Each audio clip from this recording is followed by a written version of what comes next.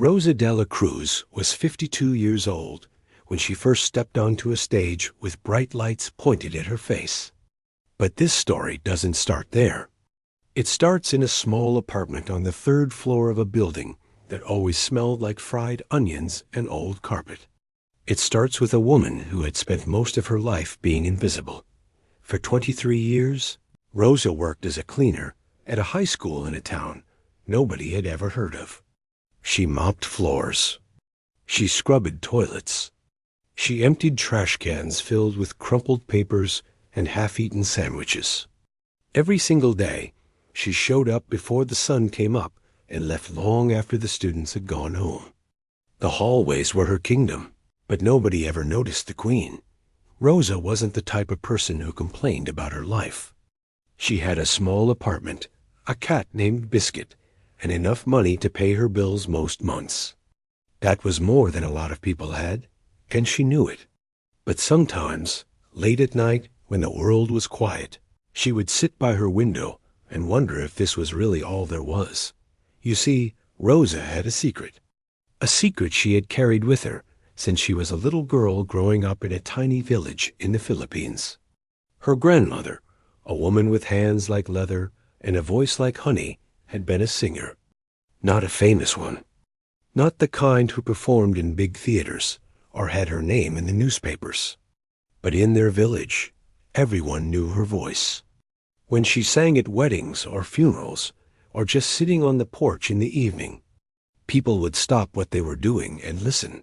Rosa's grandmother noticed something special in her granddaughter when Rosa was only 6 years old. The little girl would hum along to the radio, hitting notes that most children couldn't even hear. So the grandmother started teaching her, not in a formal way with books and lessons, but in the simple way that knowledge has been passed down for thousands of years. She would sing a line, and Rosa would repeat it, over and over, day after day, year after year. By the time Rosa was 12, she could sing arias that most trained opera singers struggled with. Her voice was a gift, a rare, precious thing that seemed to come from somewhere beyond this world. But then life happened, the way it always does. Rosa's family needed money. They needed her to work, not to dream. So the singing stopped. She packed away her grandmother's teachings like old photographs in a box, and she did what she had to do to survive. She moved to America when she was 25, following a cousin who promised there was work there. And there was. Just not the kind of work that let you sing. For almost 3 decades, Rosa kept her voice hidden. She would sing sometimes when she was alone in the school hallways late at night. Her voice would echo off the lockers and empty classrooms, and for just a few minutes, she would remember who she used to be. But then she would hear a door open or footsteps in the distance, and she would go quiet again. Always quiet. Always invisible. There was one person who knew about Rosa's secret. A younger woman named Linda who worked in the school cafeteria. Linda had heard Rosa singing one evening when she came back to grab her forgotten phone. She had stood in the doorway, frozen, unable to believe what she was hearing. When Rosa noticed her, she had been embarrassed. She had begged Linda not to tell anyone. Linda kept her promise. For 3 years, she didn't say a word. But she never forgot what she heard that night. And when a national singing competition came to a city just 2 hours away, Linda did something that would change Rosa's life forever. She recorded Rosa singing. It happened on a Tuesday evening. Rosa thought she was alone, the way she always was after 6 o'clock. She was mopping the floor near the music room, and something about being so close to all those instruments made her feel like singing. So she did. She sang an old song her grandmother had taught her, an Italian aria about love and loss and never giving up hope. Her voice filled the empty hallway like light fills a dark room. Linda was hiding around the corner with her phone. Her hands were shaking so badly she almost dropped it twice. But she got the recording, all 4 minutes of it.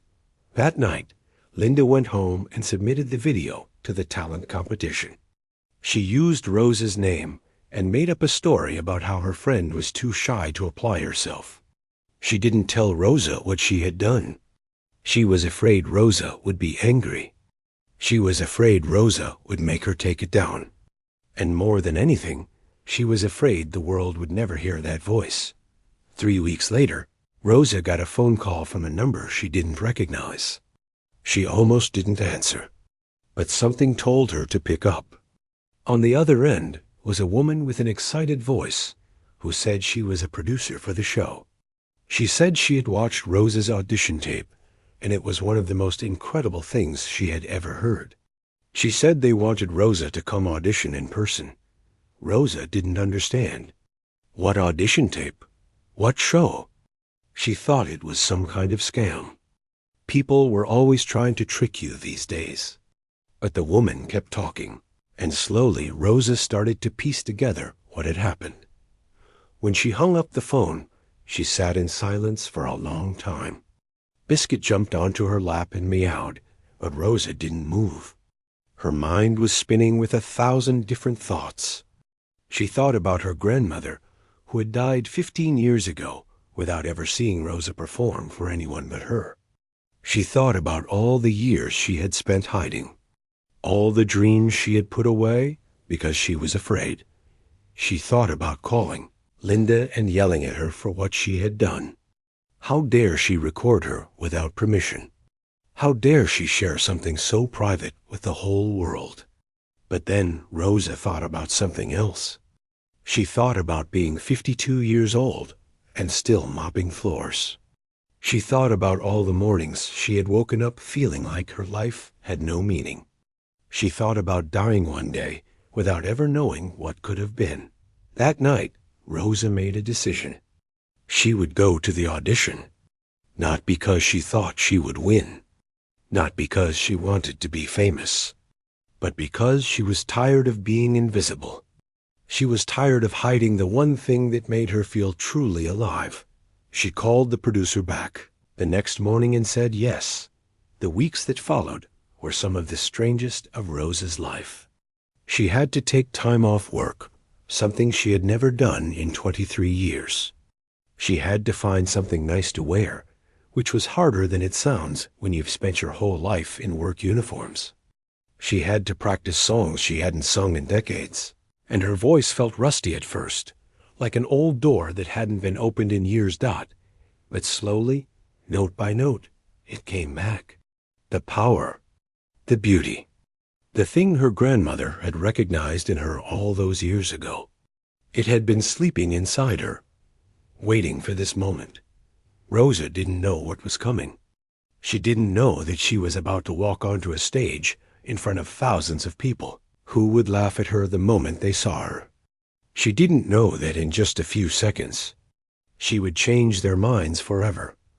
All she knew was that for the first time in a very long time, she wasn't afraid anymore. And sometimes that's the only thing you need to know. The day of the audition came faster than Rosa expected.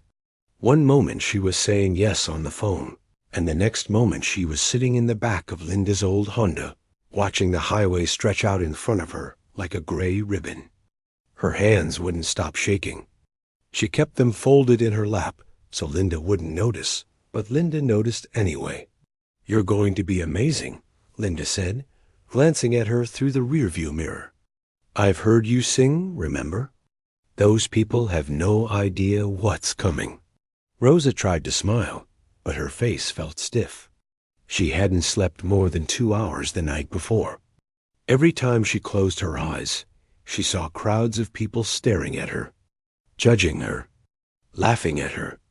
She had spent her whole life avoiding attention, and now she was driving toward the biggest spotlight she could imagine.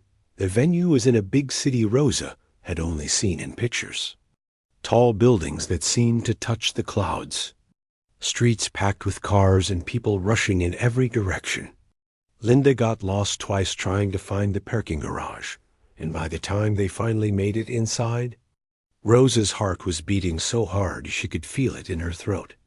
Nothing could have prepared her for what she saw when she walked through those doors. The waiting area was filled with hundreds of people. Young people. Beautiful people. People with perfect hair and expensive clothes and the kind of confidence that Rosa had never felt in her entire life.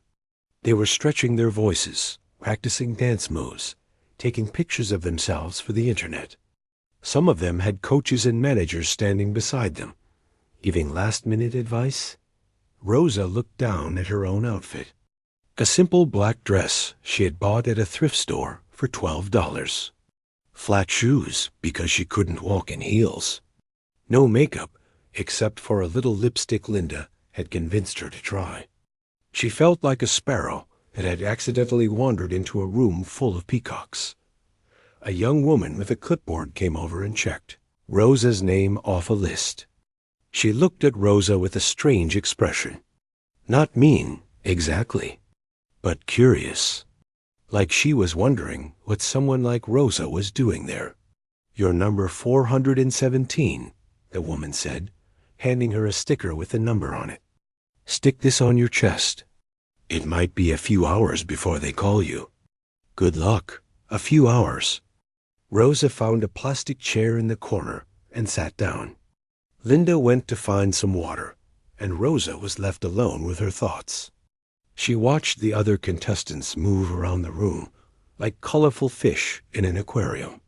They all seemed so sure of themselves, so ready for this moment they had probably been dreaming about their whole lives. "What am I doing here?" Rosa thought. "I'm a cleaning lady. I mop floors for a living. These people are real performers. They have training and experience and everything I don't have." She thought about leaving, just standing up and walking out the door and going back to her quiet little life. Nobody would even notice she was gone. She could be home in time to feed Biscuit and pretend this whole thing never happened. But then she thought about her grandmother. She thought about all those evenings on the porch, learning to shape her voice into something beautiful. She thought about the promise she had made to herself the night she decided to come here. And she stayed in that plastic chair. The hours crawled by like years. Rosa watched contestant after contestant disappear through the big doors that led to the stage. Some came back smiling.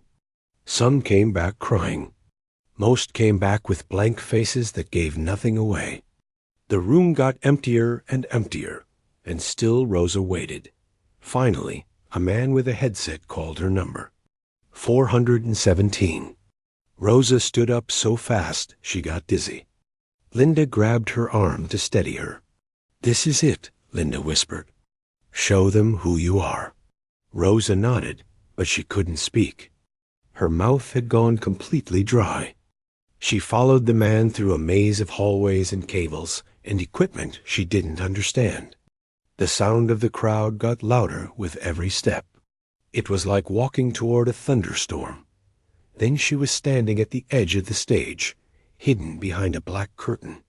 She could see the lights. Thousands of them, bright as little suns. She could see the judges sitting at a long table, looking bored and tired after a full day of auditions. She could see the audience stretching back into the darkness, row after row of faces she couldn't make out. "When you hear your name, walk to the center of the stage," the man with the headset told her. "Stand on the X. Don't start singing until the judges tell you to." "Got it?" Rosa nodded again. Her legs felt like they were made of water dot, and then she heard her name echo through the speakers. Rosa Dela Cruz. It sounded strange, like it belonged to someone else. But it was her name. Her moment. There was no turning back now. She stepped onto the stage. The walk to the center felt like the longest journey of her life. The lights were so bright she could barely see. The audience was just a dark blur with thousands of eyes hidden inside it. She found the X on the floor and stood there, her hands clasped in front of her like she was at church. One of the judges leaned into his microphone. He was a man with gray hair and a fancy suit and the kind of expression that said he had seen everything and wasn't impressed by any of it. "So," he said, looking at his notes instead of at her. "Rosa, tell us about yourself." Rosa swallowed hard. "I'm 52 years old," she said. Her voice came out thin and shaky. "I work as a cleaner at a high school. I've been doing that job for 23 years. There was a moment of silence. Then a ripple of something went through the audience. Not quite laughter, but close. The judge raised an eyebrow. "A cleaner," he repeated. "And what made you decide to audition for a singing competition?" Rosa thought about all the things she could say. About her grandmother. About the years of hiding. About the dreams she had put away like old clothes she thought she'd never wear again. But the words wouldn't come. All she could manage was the simple truth. "I love to sing," she said quietly. "I've always loved to sing." Another judge, a woman with red lipstick and diamond earrings, leaned forward. "That's sweet," she said in a voice that didn't sound like she meant it. "And what will you be singing for us today?" Rosa took a deep breath. This was the moment she had been dreading most of all. She knew how it would sound. She knew what they would think. "I'm going to sing Nessun Dorma," she said. For a second, nobody reacted. Then the laughter started. It wasn't loud at first. Just a few chuckles from somewhere in the back of the audience. But it spread quickly, like fire catching dry leaves. Soon the whole room was buzzing with it.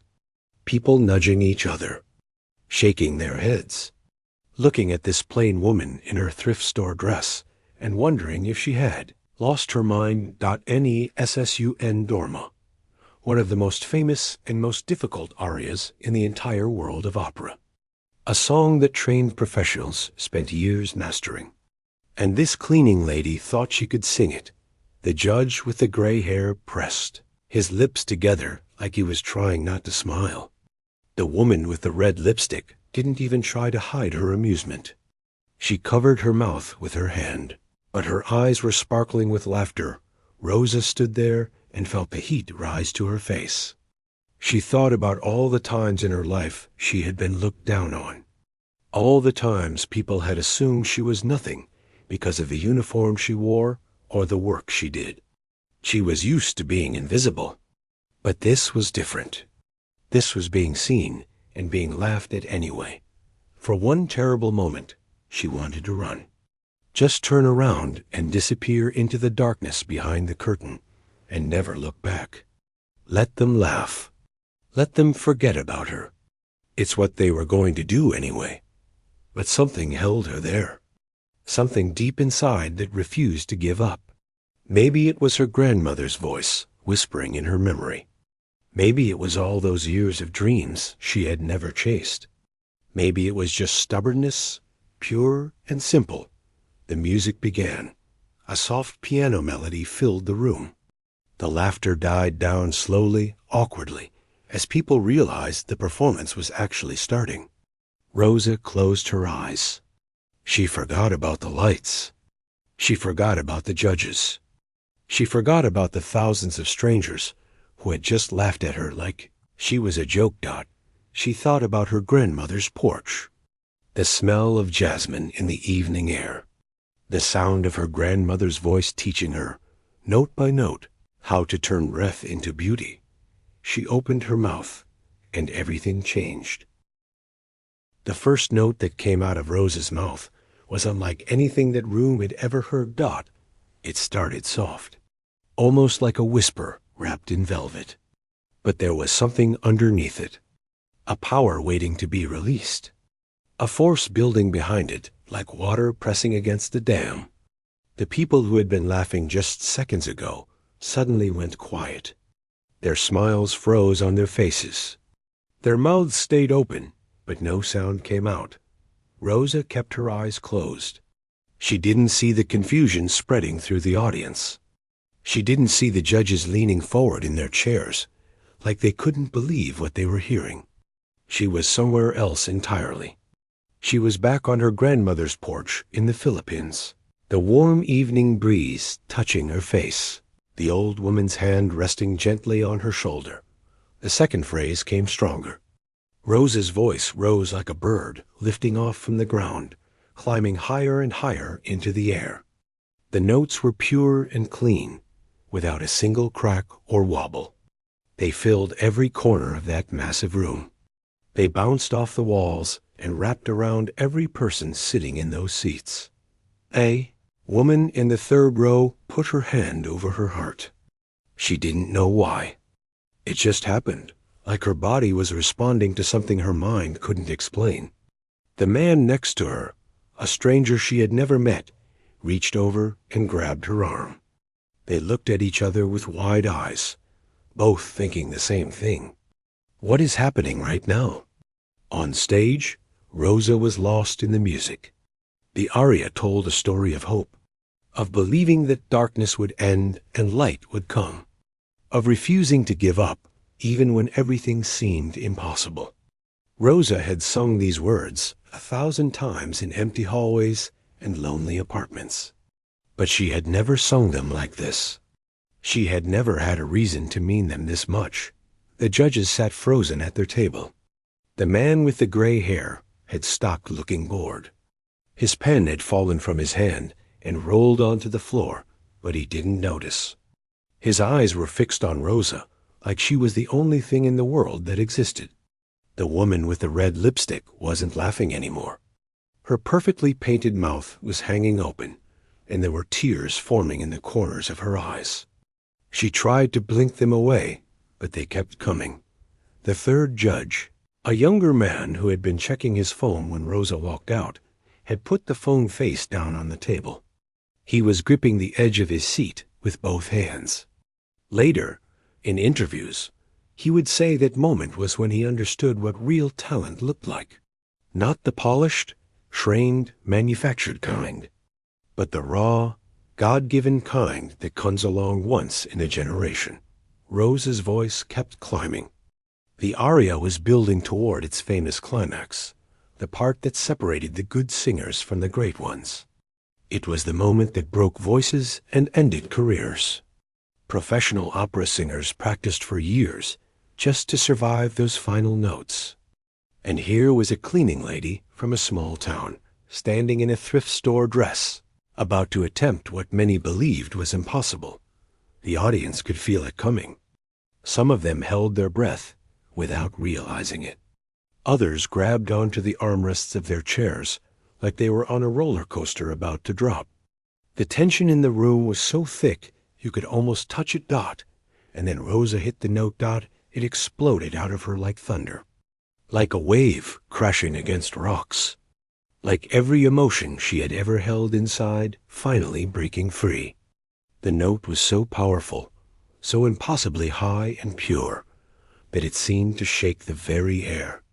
People gasped. Some cried out loud. A few covered their ears, not because it was too loud, but because it was too beautiful, too overwhelming, too much to take in all at once. Rosa held that note longer than anyone thought possible. 5 seconds, 10 seconds, 15 seconds. Her voice didn't waver. It didn't crack. It just soared and soared, filling the room with something that felt almost holy, like church bells ringing in the mountains, like sunrise after the longest night dot when she finally let the note fade away. There was one perfect moment of complete silence. Nobody moved. Nobody breathed. The whole world seemed to stop dot, and then the room exploded. People jumped to their feet so fast that chairs scraped and crashed. The applause was deafening. It came in waves, crashing over Rosa again and again. People were screaming, actually screaming, like they were at a concert watching their favorite star. But this wasn't a star. This was a woman they had laughed at 3 minutes ago. A woman they had dismissed before she even opened her mouth. Rosa finally opened her eyes. What she saw made her knees go weak. Thousands of people were standing. Every single one of them. Their hands were raised above their heads, clapping so hard it sounded like rain pounding on a roof. Some people were crying openly, not even trying to hide it. Others were hugging strangers next to them, sharing a moment that none of them would ever forget. The woman with the red lipstick was the first judge to stand up. Tears were streaming down her face, ruining her perfect makeup, but she didn't care. She was clapping so hard her hands would be sore for days. The younger judge stood up next, shaking his head in disbelief, a huge smile spreading across his face. Even the man with the gray hair, the one who had seemed so unimpressed by everything, pushed back his chair and rose to his feet. He wasn't smiling, but his eyes were wet, and his hands were shaking as he brought them together. Rosa stood alone in that spotlight, trembling. She didn't know what to do. Nobody had ever reacted to her singing like this. She had always been alone when she sang, always hidden, always invisible. And now thousands of people were looking at her like she had just performed a miracle. The applause went on and on. Every time it started to fade, someone would cheer, and it would rise again. Rosa pressed her hands to her chest, trying to hold herself together. She could feel tears running down her own face now, but she couldn't wipe them away. She couldn't move at all. Finally, after what felt like forever, the crowd began to settle. People slowly sat back down, still clapping, still shaking their heads in amazement. The room buzzed with whispered conversations. "Did you see that? Did you hear that? Who is she?" The judge with the gray hair cleared his throat. He picked up his pen from the floor and set it carefully on the table. When he spoke, his voice was different than before, softer, almost humble. "In 30 years of doing this," he said slowly, "I have never heard anything like what I just heard." The audience cheered again. Rosa pressed her lips together hard, trying not to sob. "You walked out here," the judge continued, "and I'll be honest with you. I didn't expect much. None of us did, and I'm ashamed of that now. I'm ashamed that I judged you before I heard you." He paused and looked down at his hands. When he looked back up, there was something different in his eyes. Respect. Real, genuine respect. "That wasn't just singing," he said. "That was something else entirely. You have a gift that cannot be taught. It cannot be bought. It can only be born with. And you were born with it." The woman with the red lipstick leaned into her microphone. Her voice was still shaky from crying. "I don't know where you've been hiding," she said, "but please never hide again. The world needs to hear that voice. The world deserves to hear that voice." The younger judge laughed and threw his hands up. "What else can I even say? That was the single greatest audition I have ever witnessed. Not just on this show, ever, in my entire life." The crowd roared again. People were on their feet once more, chanting Rosa's name. Rosa, Rosa. The sound filled the room and wrapped around her like a warm blanket. Backstage, watching on a small monitor, Linda was crying so hard she couldn't see straight. A stagehand handed her a tissue, and she pressed it to her face, laughing and sobbing at the same time. She had known. She had always known. And now the whole world knew too. On stage, Rosa finally found her voice again. It came out small and broken, nothing like the powerful instrument that had just shaken the building. "Thank you," she whispered into the microphone. "Thank you for listening to me." And that was all she could say before the tears took over completely. But those 5 words meant more than any acceptance speech. For 52 years, Rosa had waited for someone to listen. For 52 years, she had hidden the most beautiful part of herself because she was afraid no one would care. They cared now, and this was only the beginning. Rosa didn't sleep that night. She lay in the hotel bed that the show had paid for, staring at the ceiling, replaying every second of what had happened.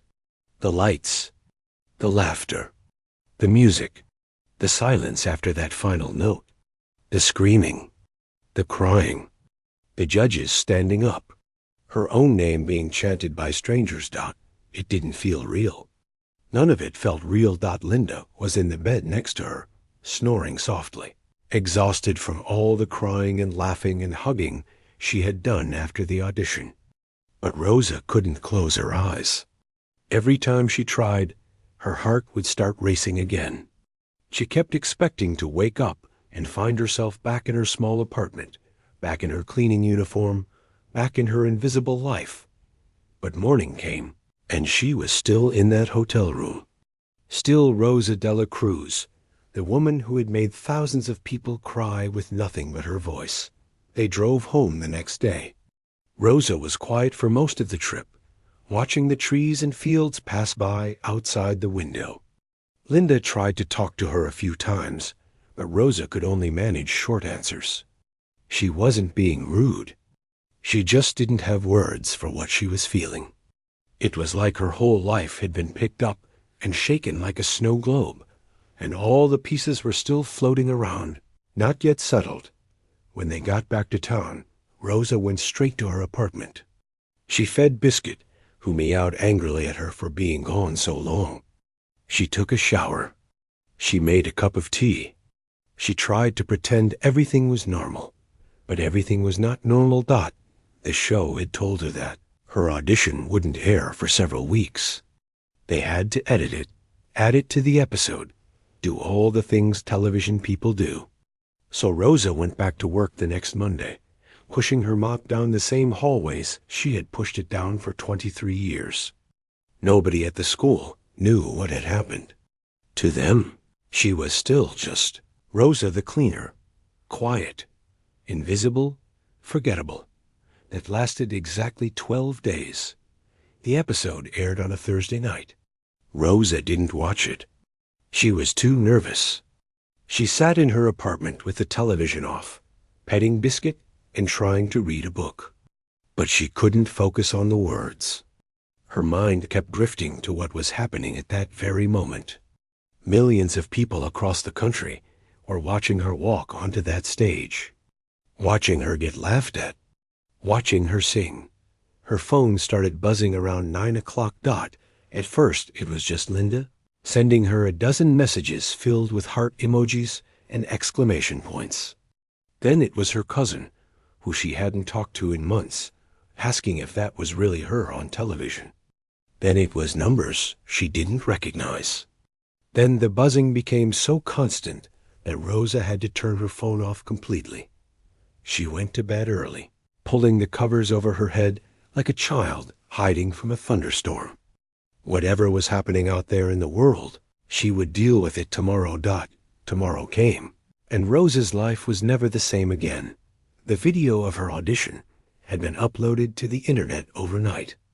By the time Rosa woke up, it had been watched over 2 million times. By noon, it was at 5 million. By evening, it had crossed 10 million and was still climbing. People were sharing it on every platform that existed. They were writing about it, talking about it, crying about it. The title that kept appearing over and over was simple: Cleaning Lady Silence's Laughing Crowd with Voice of an Angel. Rosa's phone had over 400 missed calls. Her email inbox, which she barely ever used, had thousands of unread messages. Reporters were calling the school, asking for information about her. Television stations were sending camera crews to her town. Someone had even found her apartment building and was waiting outside with a microphone. Rosa stood at her window, peeking through the curtains at the news van parked on the street below. Biscuit rubbed against her legs, confused by all the strange noises coming from outside. Rosa didn't know what to do. She had never been prepared for anything like this. Linda came over that afternoon and helped her sort through some of the messages. There were interview requests from morning shows Rosa had watched her whole life. There were emails from music producers and talent agents and record companies. There were letters from opera houses in cities she had only dreamed about visiting. Everyone wanted a piece of Rosa de la Cruz, but mixed in with all the business offers or other messages. Thousands of them. Messages from ordinary people all over the world. who had watched her audition and felt something they couldn't explain. A woman from Brazil wrote that she had given up on her dream of being a painter 20 years ago. But after watching Rosa, she had pulled out her brushes again. A man from Japan said he had been thinking about ending his own life, but Rosa's performance had reminded him that it was never too late for things to change. A teenager from Canada said she had always been ashamed of her love for opera because kids at school made fun of her. But now she was going to sing at the talent show and not care what anyone thought. Rosa sat on her couch, reading message after message, tears streaming down her face. She had thought she was just singing a song. She had no idea that her voice could reach inside people's hearts and move things around. She had no idea that being brave for 3 minutes on a stage could inspire so many others to be brave too. The next few weeks were a blur of interviews and phone calls and decisions Rosa didn't know how to make. She appeared on morning television, sitting on bright couches across from hosts who kept calling her an inspiration. She did magazine interviews where photographers made her pose in ways that felt awkward and strange. She talked to agents who used words she didn't understand, promising her things that sounded too good to be true. Through it all, Rosa tried to stay grounded. She still went back to her apartment every night. She still fed Biscuit at the same time. She still called Linda to talk about normal things, like what was on sale at the grocery store, or what the weather would be like tomorrow. She needed those small, ordinary moments to remind herself who she really was, because the world was trying to turn her into something else. They wanted a story, a fairy tale, the cleaning lady who became a star. And while Rosa understood why that story was powerful, she also knew it wasn't the whole truth. She wasn't a fairy tale character. She was a real woman with 52 years of real life behind her. She had struggles and fears and doubts that the cameras never saw. One night, about a month after the audition aired, Rosa got a phone call that changed everything again. It was from the show's producers. They told her that she had made it through to the next round of the competition. She would be performing live in front of an even bigger audience in just a few weeks. And if she made it past that round, she would be one step closer to the finals. Rosa hung up the phone and sat in silence for a long time. She had thought the audition was the hard part. She had thought the scariest moment was already behind her. But now she realized that was just the beginning. There were more stages ahead, more crowds, more chances to succeed or fail in front of millions of people. Part of her wanted to quit, to take the beautiful memory of that audition and hold on to it forever without risking anything else. She had already proven herself, hadn't she? She had already shown the world what she could do. Wasn't that enough? But then she thought about all those messages. The painter in Brazil, the man in Japan, the teenager in Canada. They were all watching her now. They were all waiting to see what she would do next. If she quit, what message would that send? That you should only be brave once? That you should stop as soon as things get hard? Rosa looked at the framed photograph on her shelf. It was the only picture she had of her grandmother, taken decades ago on that porch in the Philippines. The old woman was smiling, her eyes full of warmth and mischief. Rosa could almost hear her voice. "You started this, Mia. Now you finish it." Rosa picked up her phone and called the producers back. "I'll be there," she said, and she meant it. The weeks leading up to the live show were the hardest of Rosa's life. Harder than immigrating to a new country. Harder than working double shifts to pay rent.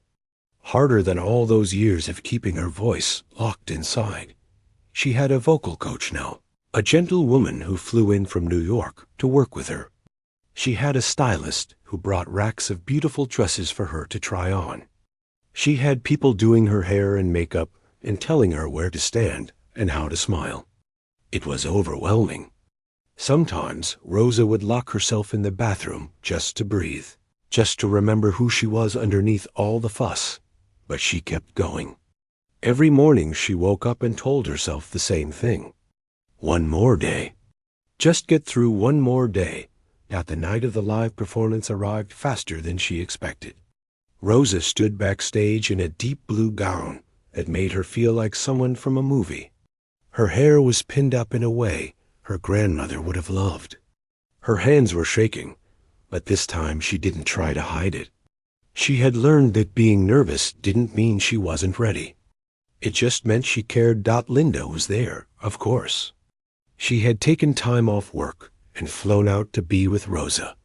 She stood beside her now, holding her hand, not saying anything. Some moments don't need words. The stage manager called Rosa's name. It was time. She walked out into the lights one more time. But this time was different. This time, there was no laughter. This time, the audience started cheering the moment they saw her face. They knew who she was now. They knew what she could do. And they had come to hear her do it again. Rosa looked out at the crowd. Thousands of faces, all looking back at her with hope and excitement. She thought about how different this was from her first audition. Back then, they had seen a cleaning lady in a cheap dress. Now they saw something else. They saw possibility. They saw proof that dreams don't have expiration dates. The music began. Rosa had chosen a different song this time. Not an aria, but an old ballad about finding your way home after being lost for a long time. It was simpler than her first song, but in some ways, it was harder. There were no big notes to hide behind. Just pure emotion, laid bare for everyone to see. She sang about wandering through darkness. She sang about almost giving up. She sang about seeing a light in the distance and walking toward it even when her legs wanted to stop. And as she sang, she wasn't just performing. She was telling her own story. Every word was true. Every note came from somewhere deep inside her chest. When she finished, the applause was like thunder. People were standing again, crying again, holding on to each other like they had just witnessed something sacred. Rosa bowed her head and felt tears slip down her cheeks. She had done it. Whatever happened next, she had done it. The competition continued for several more weeks. Rosa made it through round after round, each time singing with everything she had. She wasn't the youngest contestant. She wasn't the most polished. But there was something about her that cameras couldn't quite capture. A warmth, a realness. A feeling that when Rosa sang, she was inviting you into her heart. The finale came on a cold night in December. 3 contestants remained, and Rosa was one of them. The other 2 were talented, much younger, with years of training behind them. Everyone said it would be close. Everyone said anything could happen. Rosa performed last. She had chosen to sing the same aria from her very first audition. Nessun Dorma, the song that had changed her life. She wanted to bring everything full circle. When she hit that final note, the one that had silenced the laughing crowd all those months ago, the audience erupted. It was the loudest response of the entire night. People were on their feet before the note even ended. The judges were clapping and wiping their eyes. It felt like a victory, no matter what the results would be. But when the votes were counted, Rosa came in 3rd place. She stood on that stage, holding her little bronze trophy, watching the winner celebrate with confetti falling from the ceiling. Part of her felt a sting of disappointment. She would be lying if she said otherwise. But a bigger part of her felt something else entirely. Peace, because Rosa understood something that night. She hadn't come here to win a trophy. She had come here to find herself. And she had done that. She had found the voice she had hidden for decades. She had found the courage she didn't know she had.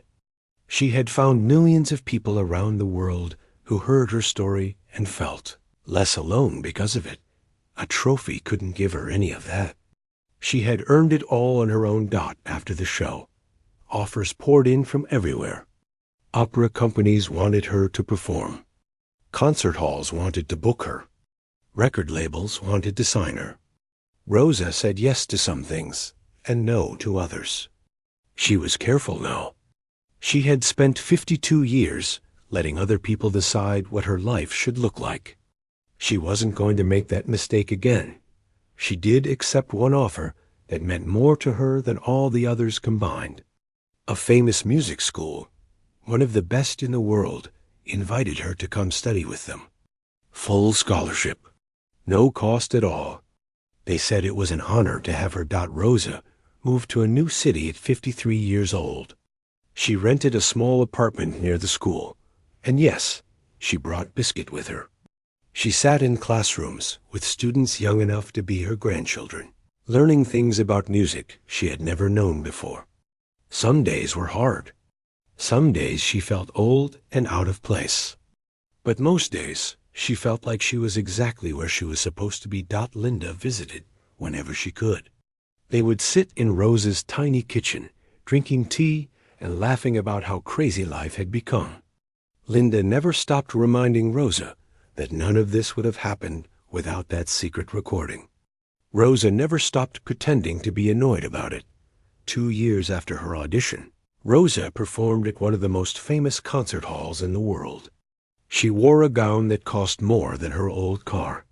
She sang for an audience that had paid hundreds of dollars just to hear her voice. And when she finished, they gave her a standing ovation that lasted almost 10 minutes. But the moment Rosa treasured most wasn't on that grand stage. It was afterward, in her dressing room, when she looked at the framed photograph she carried with her everywhere. Her grandmother, smiling on that old porch in the Philippines. Rosa touched the glass gently. "I did it, Lola," she whispered. "I finally did it."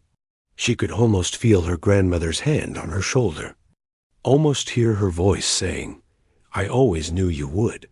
Today, Rosa Dela Cruz tours the world. She has sung in countries she couldn't even point to on a map when she was younger. She has met presidents and celebrities and royalty. But she never forgets where she came from. She still visits her old town sometimes. She still waves to the people she used to work with at the school. She still remembers what it felt like to be invisible. In every interview, someone always asks her the same question. What advice would you give to people who have a dream but are afraid to chase it? And Rosa always gives the same answer. Don't wait, she says. Don't wait until you're thin enough or young enough or ready enough. Don't wait until someone gives you permission. Don't wait until the fear goes away, because it never goes away completely. Just start. Start before you're ready. Start even if your voice is shaking. Start even if people laugh at you. She pauses, and her eyes get a faraway look, like she's seeing something no one else can see. I waited 52 years, she says softly, and the only thing I regret is not starting sooner. Your dream is waiting for you. Don't make it wait any longer than it already has. And somewhere out there, every time she says those words, someone decides to finally begin. That is the true ending of Rosa's story. But really, it's just the beginning of someone else's.